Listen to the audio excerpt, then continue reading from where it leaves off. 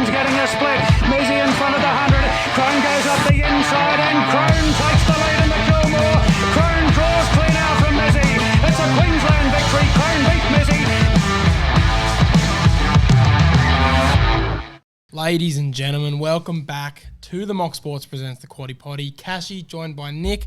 How are you, mate? Good, mate. Back in the studio, sounding a bit better, I hope. Yes, finally back in the studio. This place is getting more popular, I swear. we Bella Vista popularised Hotel. We were on this, we've been here for probably 2 years now. Yeah. Close to it. No one used to come here, but now every man and their dog's starting to potty, so shout out to them. But yeah, it's hard to get in here, and yeah, luckily we're back today. Sounds a lot better, I'm sure it always does when we have the better mics, but hopefully in the next couple of months we're looking on upgrading and getting one of these little setups back at home. So yeah, 100%, because you know, as good as it sounds at home, we know it sounds better in here, and if we can get one of these bad boys, if you're looking at the YouTube, these nice, you know, fancy roadcasters, if we can get them back at the home studio, then we can start to upgrade that slightly as we keep going and getting bigger and better. But mate, you wanted to come, you ended up having to attend a 30th in Newcastle. Was it good, just quickly? Yeah, it was all right. Was it worth missing the slipper? I was playing footy. That was the main reason I wasn't at the slipper. But that's right. Yeah, how'd that go? How many touches? Played all right. Nothing too special. It's playing off the half back. I don't know how many touches I had. I don't want to. Double L. We lost by 10. So, but it's just a trial. We weren't nothing. Well, like none of us pushing too hard. It was pretty warm. So, but yeah, it's good to get back out in the track. Fair enough. I feel like every time you actually attempt to go to the races, something comes up, and then Golden Eagle and Everest just ends up being the same day every year that you manage to get to the track. I'm always at the Eagle and I'm always at the Everest. So, but yeah, hopefully I can get to one in the next couple of weeks. I hope before footy gets in, but we'll wait and see. Yes, okay. So we'll unpack it before we get to... Actually, let's just leave slipper for last. There's a few things we need to touch on first. Let me open up here. Osmosis. What happened, mate? We're in pain. In genuine pain. I'm gonna be honest. When I saw what happened, I was looking forward to the chin cam coming out. I was looking forward for the post to see your reaction, which I'm sure many of you were. I got a lot of messages from my mates saying this is the best video I've ever seen. This has made my day.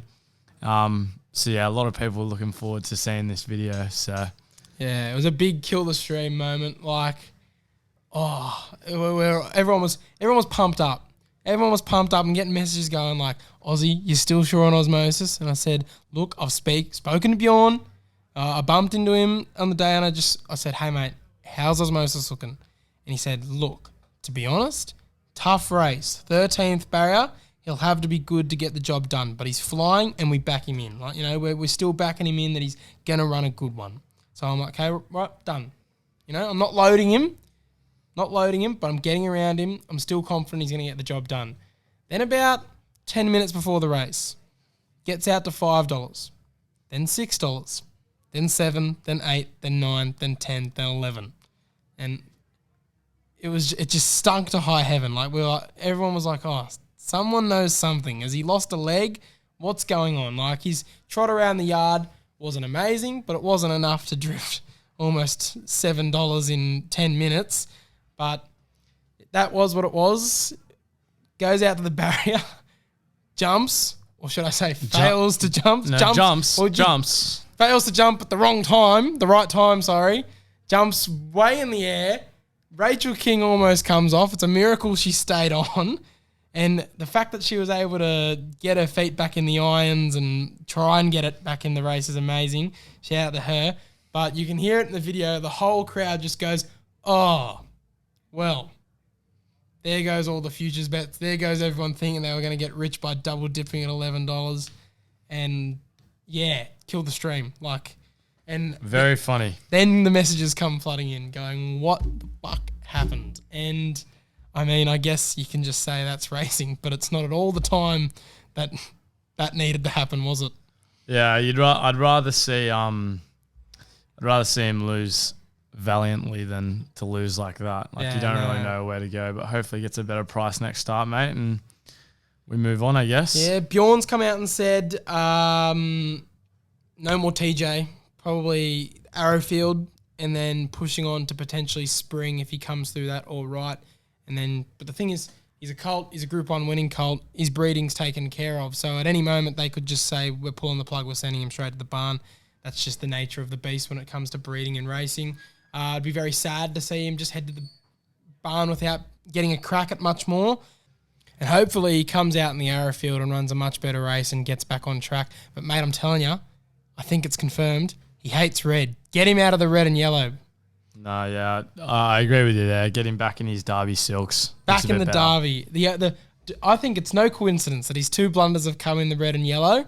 Needs to get back in the Derby. But talking about great horsemanship and staying in the saddle, we go to the Golden Slipper. We'll first touch on the jump of both Stormboy and quickly Hayasugi. Jamie Carr, also fantastic to stay on. Did you watch I got to that see race? the slipper. I'm sure you did. Got to see the slipper, but must say, Gay's reaction was very underwhelming. Did you see that? So funny. Did you see that? So funny. Just go Stormboy, go Stormboy. The filly! The filly! I've won. I've still won. Oh, she did not care about anyone but Stormboy in that race. Oh, well, why wouldn't you? She would have been getting paid an extra, millions, mate. Yeah, well, that horse is still going to breed very well and it's still going to get a lot of money. Oh, so. Look, it's got to come out and win one of the Group 1s because, how much can they justify charging for it if he goes to the breeding barn with just a Group 3 win? Oh, people pay top Group dollar 2 for it win still. and a Magic Millions. Yes, it's all good and well, but the slipper would have really... I saw Tom Magnier before the race. I posted it. He's standing out the back, probably shitting himself. He's got Switzerland and Stormboy.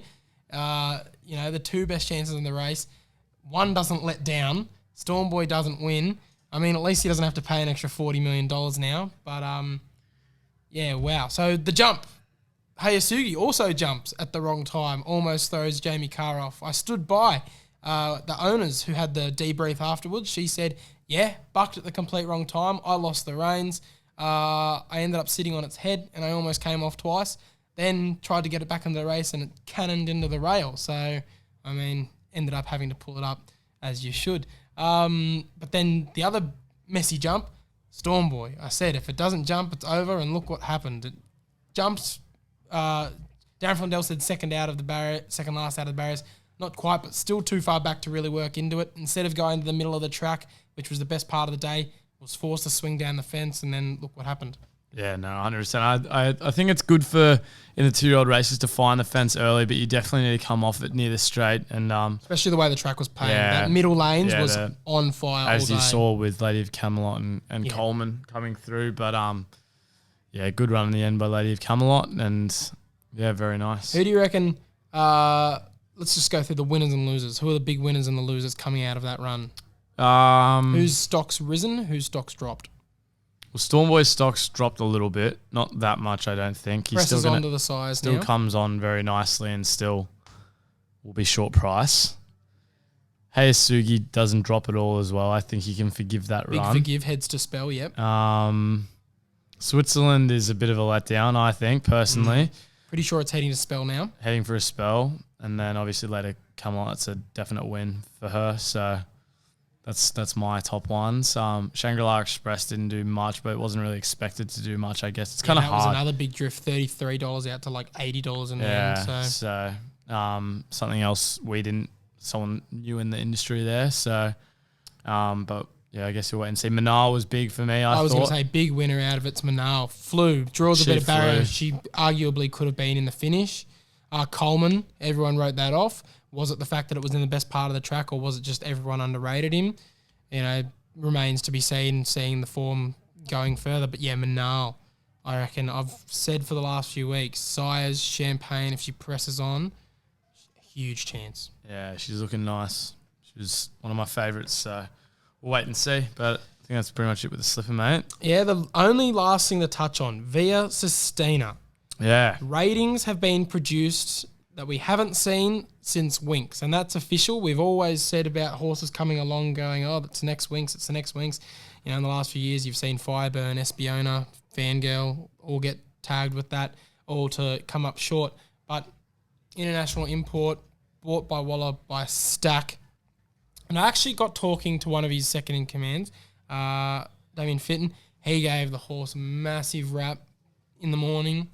He said essentially like this horse is going to be, well, didn't guarantee it because there's no guarantees in racing, but he said in his opinion, this is definitely going to go down in history as one of the best horses to run on the Rosehill track if we can get her to her peak. He said today could be a bit too long for her considering she's just come off the quarantine and it's probably not the best track conditions, so she might not run to her peak.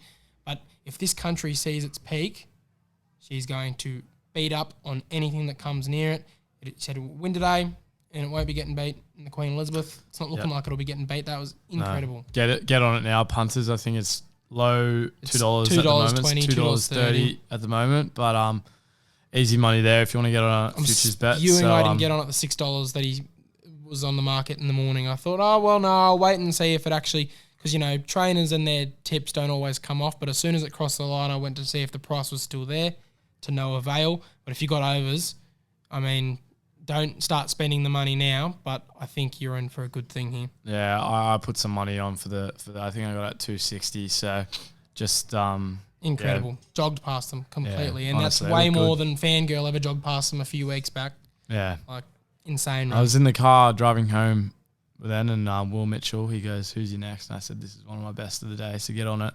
He got on it, and I think he put 50 on or something, so he won 150 back. I think it was at $3. Shout out to my mate Corey. He doesn't often bet big, but he bet big and came off. Shout out to my friend Skiggs as well. He's not a massive bettor, but he said earlier on in the week, can't believe this thing isn't favourite. Just kept whacking it, and the price never came in until right at the end, and he was getting 350s, 360s all weeks, and he had a massive collect on it, and good on him for seeing it before the bookies did. And I texted your brother, and he said, been back in seconds all day. I said, load via Sistina. He goes, not touching the thing. Just texted him back, you fool, afterwards. Yeah, he's a fucking idiot. All right, mate, listen to questions. Before that, a couple of fans over at Rosehill. Oh, yes. Shout out to them. Oh, God. I told him I'd remember his name. I want to say it was Ed. If your name's not Eddie, you know who I'm talking about. You're the nice young man. If your name's not Eddie, he's a fucking dickhead. He came and said hello to Nick at the Golden Eagle. He came to see me at the Golden Slipper. No, shout out to him. Shout out to him in your kitchen, mate. I hope I remembered. No, maybe it was Ned. I know. Maybe I had one too many vodka lemonades on the day. But no, you would have been sober, mate. When I saw him at the Golden Eagle, it was at that pub, and I was blind. I remember. I didn't even know he was. You say he was British, was he? He had an accent. I believe he was British. Oh, I didn't even know he had an accent. Oh, God. British or Kiwi, there was an accent. And I remember at the end of the day, How can you mix them up? I don't know. But I saw him. I said, you up for the day? And he said, yeah, apart from the slipper, because he told me earlier he was on Hayasugi, and he goes, not in the slipper. No good. No, that's a terrible, stop the terrible. Yuck. Nah, that's not what he sounded like. That's not what he sounded like. I apologise again. But shout out to him. Shout out to the boys as well that came up and got a picture with me. And shout out to, again, I'm forgetting your name, but the owners of Short Shorts. They're from New Zealand. They say we have a big following over in New Zealand, which is good to see. They came over just to see the horse run around on the last. Thoughts and prayers goes out to Karen McAvoy and his family and all the connections of Tintuki. We'll leave it at that. We don't really want to touch on more sad circumstances, but someone's asked about it, so okay. Get into the listener questions now. Our first one is about the AFL. So we'll quickly, which AFL draftee looks the best? I reckon Harley looks like a freak. Not Harley Reid. Why? You're so weird on your opinions sometimes, man. There's nothing wrong with him. He's not bad. No, there's nothing wrong with him. I just don't think he's the best looking draftee so far. Are you going to say Riley Sanders? No, not even Sanders. Colby McKerch is probably the best. That's what I was going to say. Colby McKerch. Maybe it's because he's playing for a team like North and he gets Caleb Windsor's all right. Windsor's all right for Melbourne. I don't mind him so far. Yeah, that's what Harley Reid's good and he's played 2 very solid games, but the fact is he hasn't played better than Colby McKerch has in the first 2 rounds. That might look different towards the end of the year. Different role though. Like first year player coming into a midfield. It's been in a losing team that's lost by a lot. Like North Melbourne have been competitive. That's what I'm saying. It's 2 games for a sample size. Just because McKerch has had more touches and more goals than him in the first couple games doesn't mean it's going to be sustained. He hasn't been bad. He just hasn't been the best. Oh, you're writing him off. But anyway, what are your thoughts on all the near falls and falls at Rosehill on the weekends? Bad look. It is a bad look. Protesters wouldn't have liked it. They were there. Oh, yeah. But were they there out the front? Apparently, I didn't see them, but everyone was saying, "Did you hear the protesters? Did you see the protesters?" But so they wouldn't have liked it. Bad look, but that's racing. Just annoying that it has to happen on the days where all the eyes are on racing, so it makes racing look so so terrible and so cruel. But Tintuki, you never like to see it. Yeah, that's the next one. I read the stewards report and I looked extensively at the replays. From what I saw, I don't think there was any clipping of heels. Didn't get bumped. Horse just broke down, which can sometimes happen. Again, such a shame that it had to happen right at the end of the day. Straight after Karen McAvoy just come off a big win as well. It is what it is. But, thoughts and prayers with Karen McAvoy and his family, as I said. Agreed. Next one. Need the thoughts on the Alistair Clark up the Kiwis. That was the race over at Moonee Valley where Campionessa and I'm forgetting the other one, but there was the big Kiwi Quinella and the one who won paid like $46-50. Yeah. So, look, I'm not surprised. Autumn Carnival, you see a lot of Kiwi horses, especially Kiwi stayers come over and I think it's very well known now that Aussie stayers are not that good compared to the rest of the world. Even Kiwis have us covered. No, agreed. Horse that has overachieved expectations so far in autumn. Love the potty sick. See, yeah, Josh Wallace. Like, there's got to be one horse that's on your mind, mate, that you would have thought of overachieved, in your opinion. Manal for a 2-year-old for me. That's who I probably think as a 2-year-old straight away. It came out, it's done more than anyone's really expected. As a 2-year-old, it's come out. One at $40, one at $2, won 2 already. Who are you thinking of? I was going to say it rhymes with height of Penny. Pride of Jenny. Not really. Like, I thought it would flop, but I'm not too surprised that it's won a race. It's been competitive, but I did say it was going to win a race eventually anyway. So I didn't think it was going to win again. So that has to be my answer. For it to still be performing to the level it is performing, I was wrong. And I cop it. Yeah, no, I thought it was going to burn out, but I knew if it didn't burn out, it was going to win one prep. So we'll wait and see. I don't think it wins this weekend. A bit of a spoiler alert for later, but who knows? I might eat my words. And the last one, I'm in pain. Kashi is in pain. How does it get any worse? Doesn't get much worse. It just doesn't. Osmosis missing the jump and coming last doesn't get much worse in my life. Yeah. A lot of pain. Crying into my cereal for the next month. Last thing we forgot to talk about. Oh, yes. Think it over. He's finally gone off to retirement. Well deserved. He kicked on for way longer than he had any right to and was still getting up and getting the job done. I feel like his win in the Queen Elizabeth will go down in history as one of the biggest, ballsiest rides in history by Nash, and it came off and he won at massive odds because he's not a wet tracker, Nick. He doesn't like the wet, yet he's able to somehow find a tiny little dry patch right on the fence and uses that to get up and beat the likes of the Anamos, Very Elegance. I remember that day vividly because I was supposed to be there and I thought I had a huge collect coming with Very Elegant. I got her in that race at like $10 because got a little Christmas gift from Grandma, $50 in the Christmas card, and said, "Thank you, Grandma. I know where that's going." I whacked it on Very Elegant. I thought I had $500 in the bank. I was spending it like I already had it. And then I got offered to be, up in the top boxes for the day. And I thought, no, I'll be a good clubman. Because this is still when I was obsessed with footy. I'll be a good clubman. I'll go watch the East Coast Prems boys play round one. No, and it was good friend a Bailey trial Jones, game, wasn't it? It was a trial game. And good friend Bailey Jones, shout out to you, Bajo, he sees me at the halftime huddle and just turns around and he goes, "What the fuck are you doing here?" Because I told him the offer I'd been given and what was on offer, and he's like, "What are you doing here?" I was like, "Oh, I thought I'd get around the boys." He said, "No, you're an idiot." And I'm actually glad I was there in the end because I would have been very, very pissed off if I was there live to see Very Elegant run towards the tail and then think it over, get up at such big odds. But yeah, will forever go down in history. He's very much so earned a retirement. We'll get into it, mate. Obviously, we'll shout out our boys first.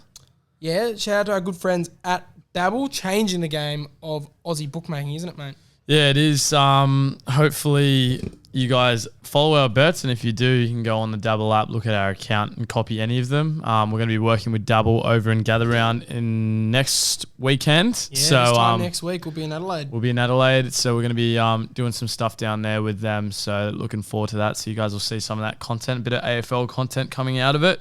But yeah, if you want to go have a punt, go on Dabble. I'm sure most of you who listen have either heard of us talking about it before or you're following us. So join the 26,000 other punters following us at the Mock Sports on the app.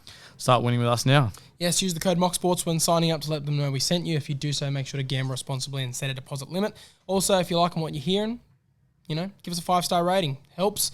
Like, share, and subscribe on Spotify, Apple Podcasts, and the YouTube. We're growing each and every week. Almost 500 people tuned in last week, which is, still pretty big for us. On a good week, we're, a little bit lower than that, but we're always happy to see those numbers up and to see the mock community start to grow, get around us, getting the shirts. If you're feeling like you want to get your hands on these, let us know, and we'll maybe consider doing a run of them. But should we get into the track report, mate?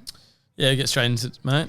Yeah, look, we should have had a bone-dry deck this week, but there was a couple of sprinkles around today, and a couple of sprinkles may fall tomorrow for Good Friday. Shout out if you're listening to us on Good Friday as well. Hope you're enjoying your prawns and fish for lunch. But the water doesn't come down that much. It should be good for soft 5. The rail is also out 6 metres from the 900 metre point to the winning post, out 5 metres for the remainder.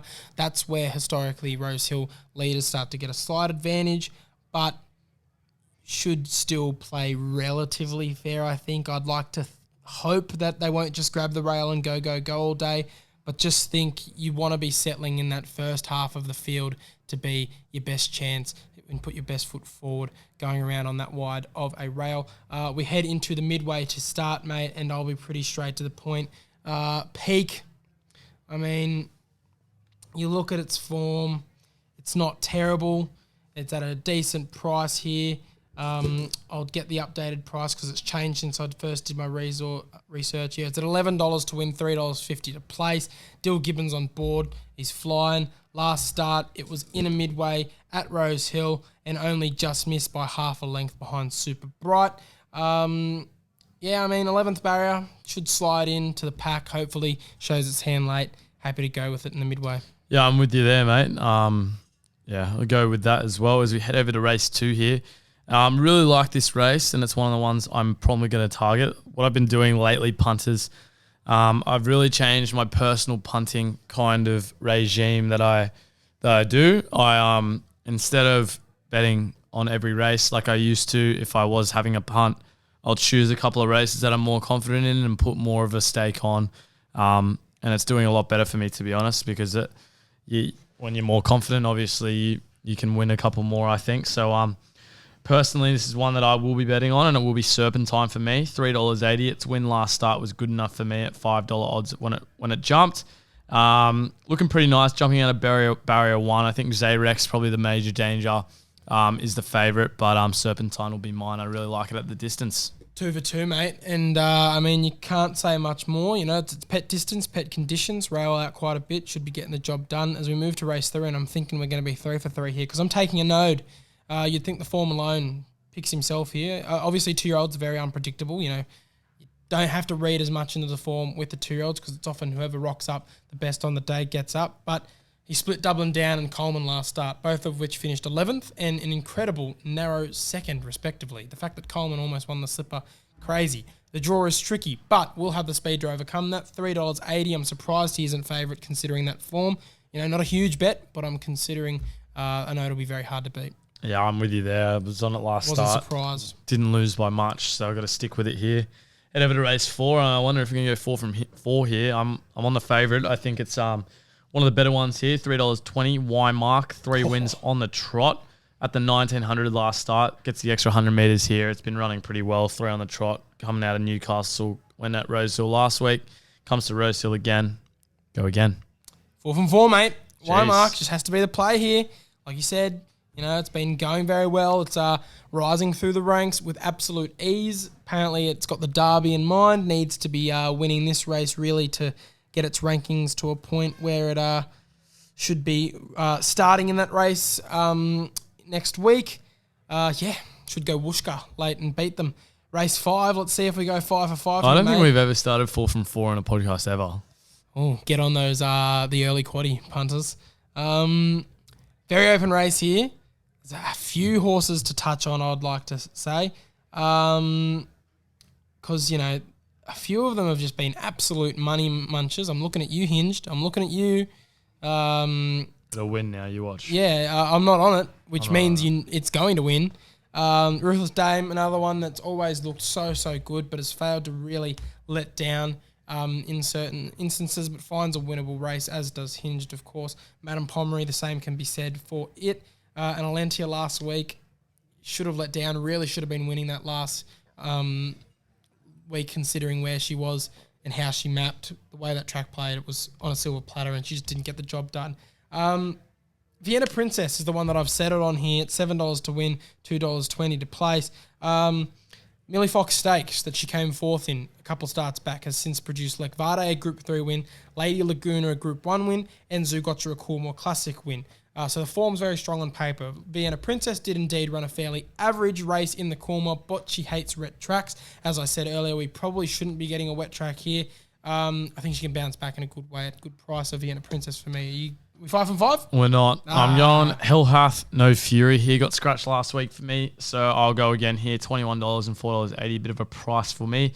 Last start, same kind of form you're going off for the last run. Ran behind Zougotcha in that run at the 1500, so at the same distance, falling 4 lengths behind. So not too bad to go off. Not too far behind for Zougotcha, who's a pretty talented horse.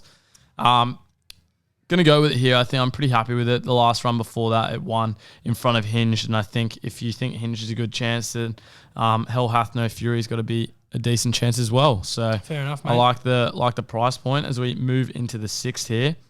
Interesting one here. I think there's a bit to touch on again. Coal Crusher, Hawaii 5-0, Shinzo. Can we also touch on the fact that somehow Shelby 66 is still running? 251 to 1. Oh my God, this horse is... How is that horse still going around? When was the last time that horse won? Probably the Galaxy. Yeah, I'd say so. It's incredible that it's still going around. Yeah, oh my goodness. But go on, mate. I'm very torn up with this one. If I go with Shinzo or not, I think I will. It's got form behind your boy Osmosis last start, coming third, a length and a half behind, $4.80. First up here, first up record is nothing really good to be honest, but we'll go with it here. J Mac Waller combo Shinzo in this one. I reckon Shinzo runs a place at best, if I'm being honest. I'm pretty adamant. I was pretty adamant at the start of the season as well. He'll be retired within 3 starts this prep because just like most other slipper winners, he just hasn't been that good as a 3-year-old. So I think he might run a couple placings.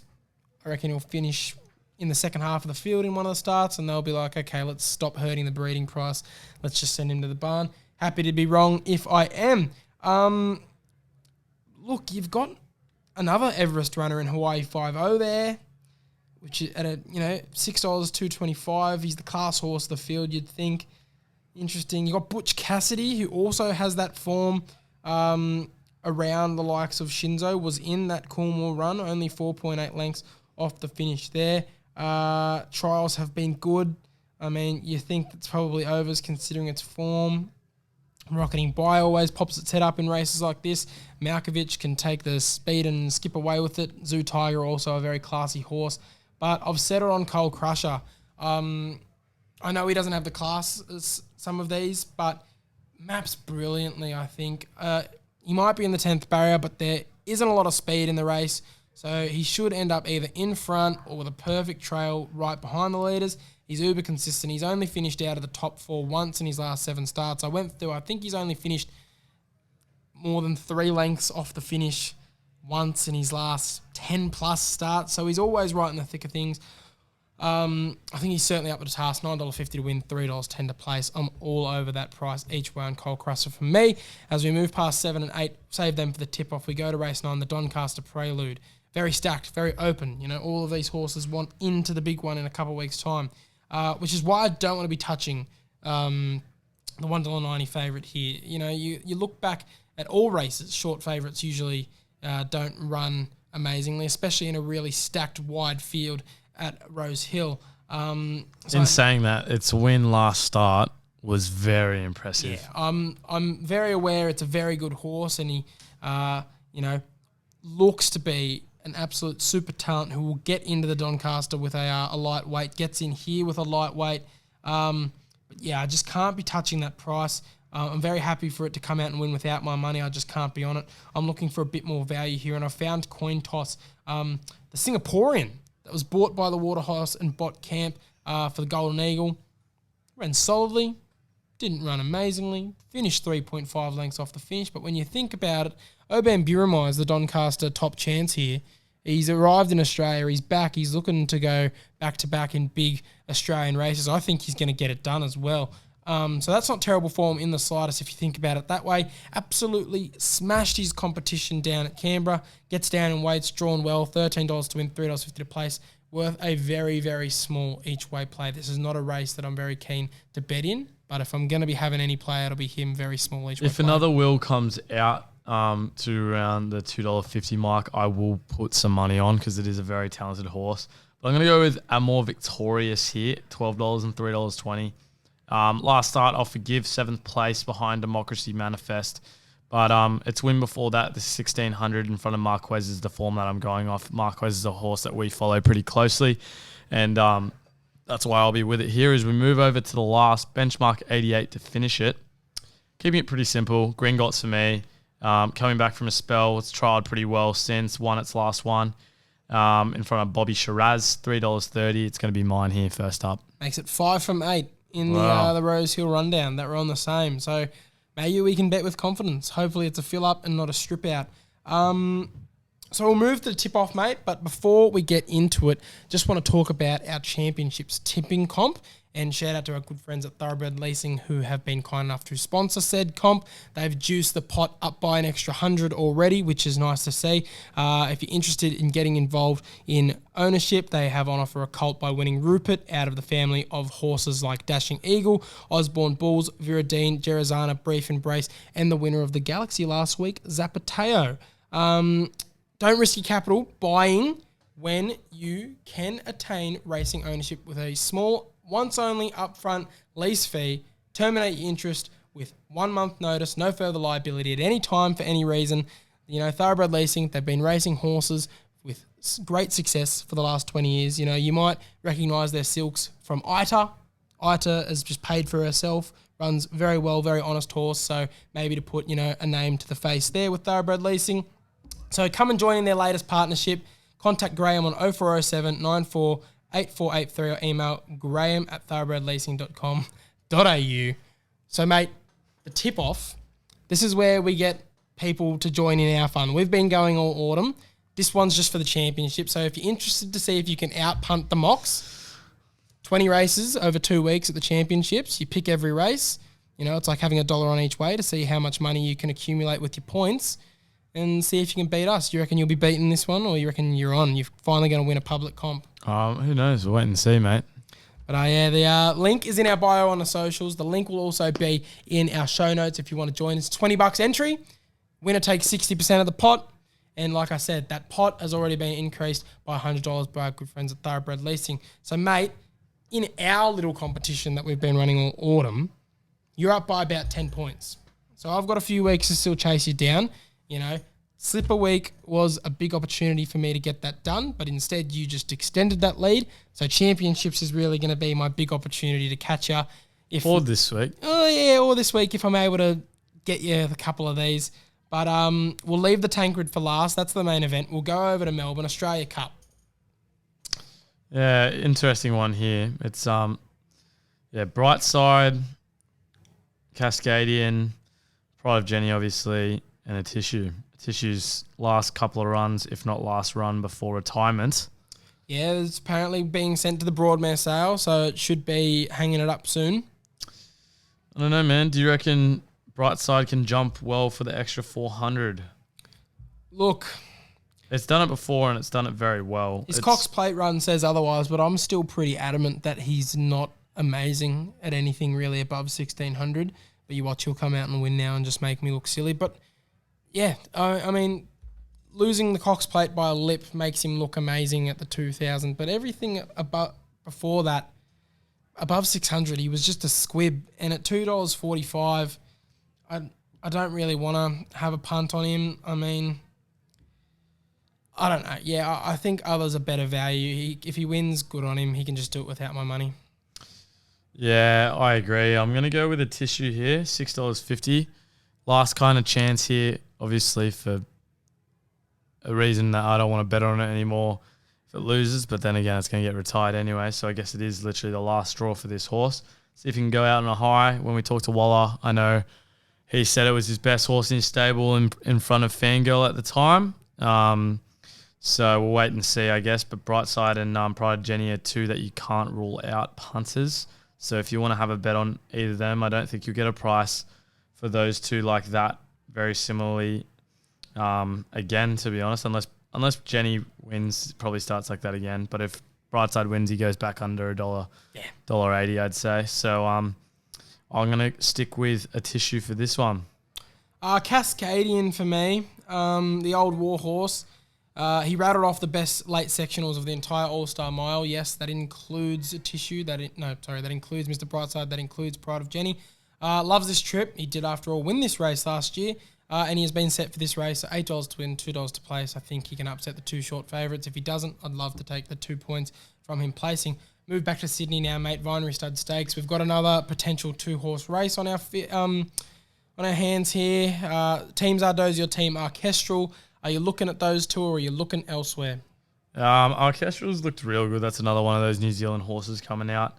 Running over at Ellerslie mostly. And I'm not even going to try and say the other. Go on, have a crack. No, I don't want to do that. That's dangerous world we live in.